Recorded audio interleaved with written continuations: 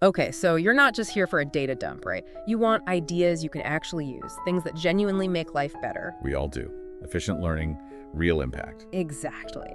So today on the deep dive, we're looking at something called Nature Luxe Retreat bedroom design. And it's more than just, making a room look nice. Much more. Think personal sanctuaries. Engineered, actually, for calm and connection. Right, spaces that elevate your everyday. We've been digging into some design excerpts that focus on these principles. And our mission, really, is to pull out the key elements. How do these bedrooms create that tranquility, that sense of well-being people are often looking for? Well, a fascinating place to start, based on the sources, is this deep connection with nature. It's foundational. They talk a lot about using really expansive wooden doors and windows, floor to ceiling sometimes. And that's not just for the view, is it? No, not at all. It's intentional. It's about flooding the space with natural daylight, which is huge for our mood, our sleep cycles, and creating this immediate, visual link to the gardens, the courtyards outside. It dissolves the boundary. Yeah, that makes sense. You're not just looking at nature, you're kind of in it, even when you're inside. Precisely. The lines get blurred, and the benefits go way beyond just looking pretty. Right. It fosters that well-being you mentioned, makes the room feel open, airy, alive almost. Exactly. And the sources point out this often starts with a specific kind of structure, too. Often single-story, built with concrete and wood. Okay, concrete and wood. Why that combination? Well, the concrete, it provides this sense of solidity, permanence, grounding. It connects you subconsciously to the earth. Like that biophilic design idea, our innate need for nature. Exactly that. And then the wood comes in and brings the warmth, the character, the organic touch. So you get stability and natural vibrancy. Sets the stage, I guess. It really does. Sets the stage perfectly for the next crucial element, which is layering textures and materials. Okay, let's get into that, because layering textures sounds incredibly soothing. The excerpts mention soft stone walls, warm clay finishes, textured plaster. It's very tactile. It sounds like it's not just visual, it's about creating this rich sensory feeling. Calming but engaging. You've got it. It's a sensory tapestry. It avoids overwhelming you, but it definitely engages you.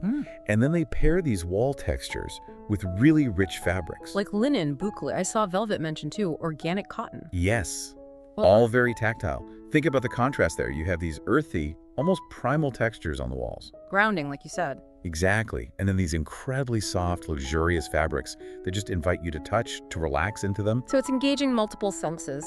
Clever. It's very deliberate, creates a much more immersive, comforting space. And the colors support this too, those warm golds, deep greens, soft neutrals, muted blues, earthy rusts. Those sound very natural, earthy. They are. They're chosen specifically to evoke nature's calm, restorative qualities without being, too literal or loud about it. Adds richness, but subtly. Okay, I get it. It's about how the room feels, maybe even more than how it looks. So what about the furniture? That seems equally important. Absolutely. The sources emphasize designer furniture, but with clean lines, sculptural shapes. It enhances the space, but doesn't dominate it. Minimalist principles, almost. Letting nature be the star. Sort of, yeah. Each piece has purpose, but it doesn't fight the view or the textures. And the bed, often the focal point. Right. It's often low to the ground, or maybe on a floating platform. And then layered with really inviting bedding. Cozy throws, crisp sheets, lots of plush cushions. Sounds incredibly restful just thinking about it. Grounded, like you said before. That's the feeling, groundedness and tranquility. It's not just about physical comfort, it's emotional too. And the other pieces. Chairs, benches, nightstands. Their placement isn't random, I assume. Oh, definitely not. They're positioned thoughtfully. Maximize the view, provide function where needed, but always maintaining that sense of space, of flow. So creating little moments within the room. Exactly. Like they mention a sculptural lounge chair placed by a window overlooking the garden. It's not just a chair anymore, is it? No, it becomes a spot, a destination. A ritual space, as one source put it, an invitation for quiet thought, for just being. I like that. Okay, let's talk greenery, because this sounds like more than just sticking a ficus in the corner. Way more. It's seamlessly integrated. The sources talk about outdoor vertical gardens, big ceramic pots spilling over with tropical plants, landscaped courtyards that feel like heart of the bedroom. Wow, so the outside is really drawn in. Completely. And then that outdoor greenery is echoed inside. Indoor plants are placed strategically to soften corners, continue that visual flow. Bridging the gap. Exactly, truly bridging that interior-exterior gap. And they mention vertical gardens sometimes being visible right from the bed. Imagine that. A living wall as your backdrop. That's a powerful image, bringing nature's vitality right into your personal space. It really is. And to push that sense of calm even further, there's often a deliberate absence of things. Oh, like what? Ceiling fans, for instance. Sometimes even fireplaces. Things that can add visual noise or distraction. Interesting. So the focus is purely on openness. Yes. Stillness. Yes. Open, uncluttered spaces. Allowing the mind to just rest, to be still. Which leads us to this idea of the sensory cocoon they mention. It's not just a buzzword then. Not at all. It's the result of orchestrating all these elements. The light, the air, the textures, the materials. Working together. Working together to create this feeling of safety, comfort, and crucially reduced sensory overload. Luxury here isn't flashy. It's restraint. It's intentional restraint, yes. And creating a deep emotional connection to the space through those sensory details. So these rooms are actively designed to make you slow down, find those moments of stillness. Exactly.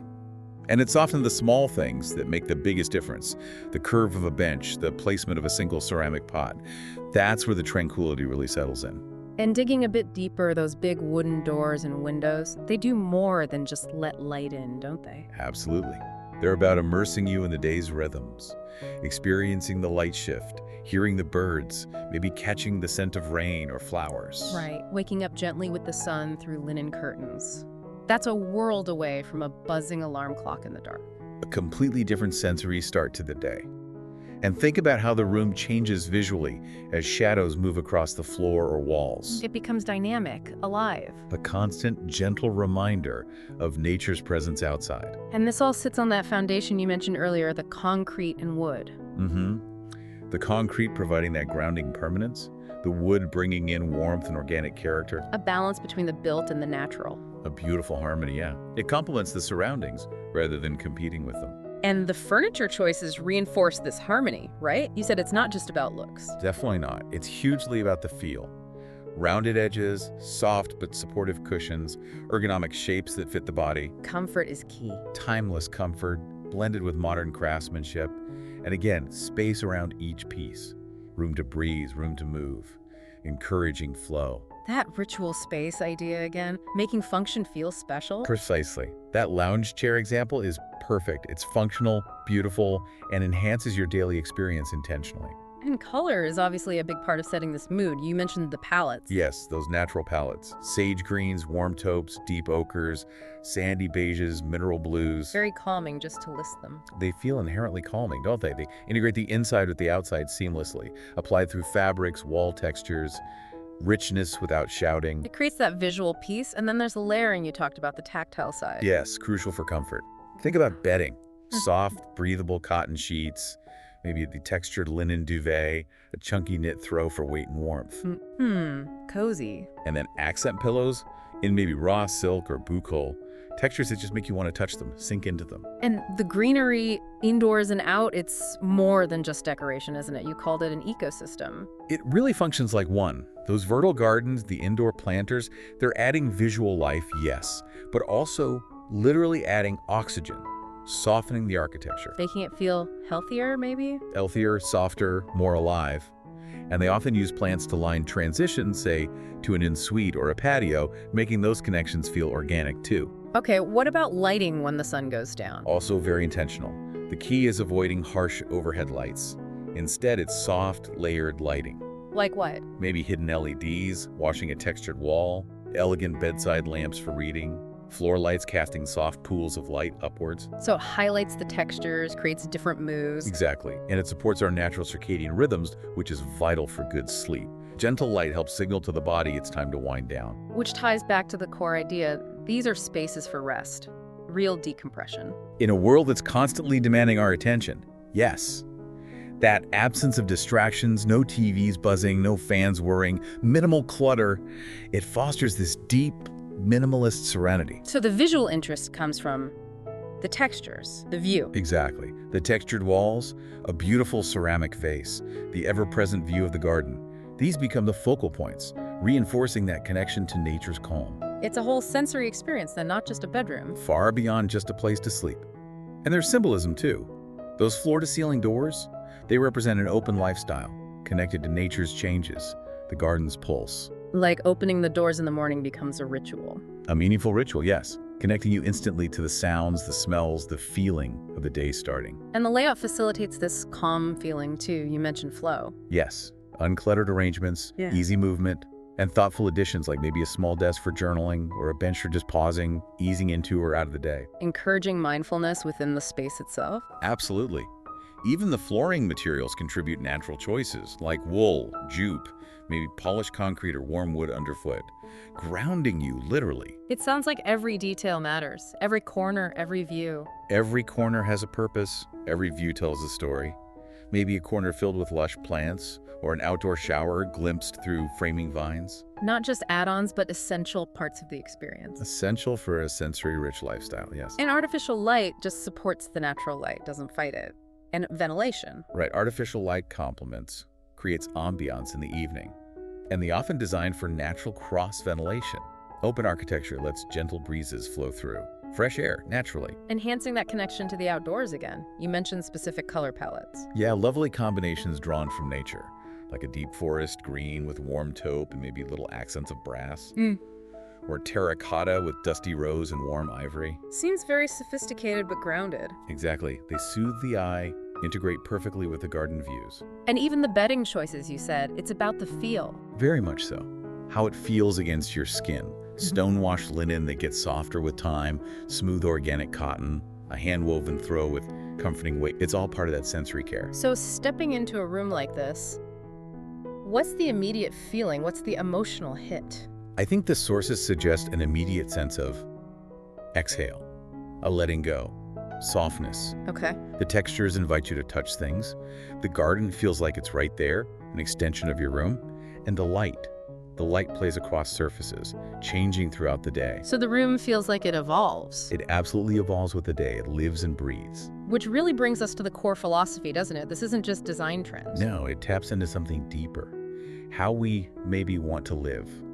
Slower, more intentionally, choosing quality, connecting with nature in our most private spaces. Redefining luxury, not about more stuff, but about elegance, presence, peace. That's the luxury here, not excess. So these bedrooms become places to reconnect with nature, with stillness, with yourself, maybe. I think that's exactly the goal. Reconnection. Okay, so to wrap up this deep dive, the key takeaways really seem to be the power of natural light and that seamless outdoor connection. Absolutely essential. Plus the thoughtful layering of natural textures and materials for that sensory depth. Right, and integrating greenery in a really meaningful way, not just as decoration. And the whole thing underpinned by intentional design choices that prioritize rest, calm, and genuine well-being. It all comes together to create that sanctuary feel, which leaves us with a final thought for everyone listening. Thinking about everything we've discussed, the light, the textures, the plants, the calm, what's one small thing, one intentional change you could bring into your own bedroom? Just one small step. Yeah, one step towards creating a bit more of that nature-connected peace and tranquility in your own life. Maybe it's a plant, maybe it's changing your bedding texture, something simple to start building your own little sanctuary. And the idea is to explore how this kind of intentional design, really rooted in nature, can help foster, well, introspection, calm, maybe even a bit of quiet joy. Yeah, and it's fascinating because the core idea isn't about, perfection or performance. It's really about supporting a state of being. Exactly. Just being in the space. That fundamental idea, it kind of shapes everything else we see in the design descriptions. Right. And to make that happen, the design focuses on a few key things we're going to dig into for you. There's the greenery, of course. Always important. The significance of silence and what that actually means here. The textures, that connection between inside and outside. The lighting, yeah, and even storage, surprisingly. Right, even storage fits in. So our mission really is to understand how all these pieces work together to create that feeling of well-being, that connection with nature, right in your own personal space. Sounds good. Where should we start? Okay, let's dive in with what often grabs you first, the greenery. Right. And what's interesting straight away is that it's not just putting a pot plant in the corner. No. The sources describe it as greenery becoming a living part of the room. Inside, outside, maybe with vertical gardens, things like peace lilies. It's integral. You can almost feel that, can't you? It's more than just looks. It softens the architecture, adds dynamic color, gentle movement maybe, like shadows from leaves on a wall. It's alive. Yeah, a living piece of art, almost. So thinking about that, how might bringing more of that living element into your own bedroom actually change how you feel day to day? That's a good question. And it connects to the next point, maybe. Shifting from the visual to the auditory. Silence. Ah, yes, silence. And the source material has a really interesting take on this. It's not just quiet. Exactly. It's described as a full silence. Yeah. Full of natural sounds. That really stood out to me. Not dead quiet, but like you hear the wind in the leaves, maybe birds. Instead of the hum of the aircon or electronics. Yeah, that low-level mechanical noise we just filter out. Hear that natural quiet. They call it golden quiet. It's deliberately chosen, honored even. Through restraint in the design, yeah. So how could intentionally creating that kind of natural quiet in your own space affect your sense of peace? It's something to think about. Definitely. And then there's the feel of things. The tactile dimension gets a lot of attention, too. Well, yeah, textures. The sources detail this very deliberate mix. It's about creating a sensory experience. You've got, like, smooth concrete against rough, raw wood. Uneven plaster walls, maybe. And then the fabrics. The cool, felted wool, soft velvet. All in those muted, sort of earthy tones. Right. And the idea is that touching these or even just seeing them, it grounds you, anchors you in the present. Even tiny details, right? Like a handmade lamp base or a carved tray. They add to that richness. They do. Yeah. It makes you think, what textures do you have in your bedroom? What story are they telling? Good point. And these inside textures then connect outwards, don't they? Yeah, that transition between inside and outside is key. The source calls it seamless, intentional, and soothing. Picture like big sliding glass doors opening onto a patio. With more plants, maybe a little seating nook. A daybed in the sun, just steps away. And it's not just looking outside, it's the air. Natural ventilation. Yeah. Less reliance on, artificial cooling. The idea seems to be letting your body tune into the day's rhythm, the seasons. Yeah, the sources suggest it's about guiding us back to something more. Primal, instinctual, living in sync with natural cycles.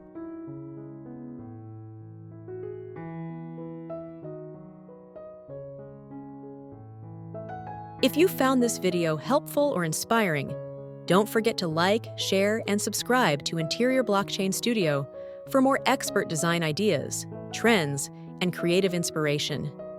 Your support helps us bring you even more amazing content, so make sure to turn on notifications and stay updated with our latest uploads.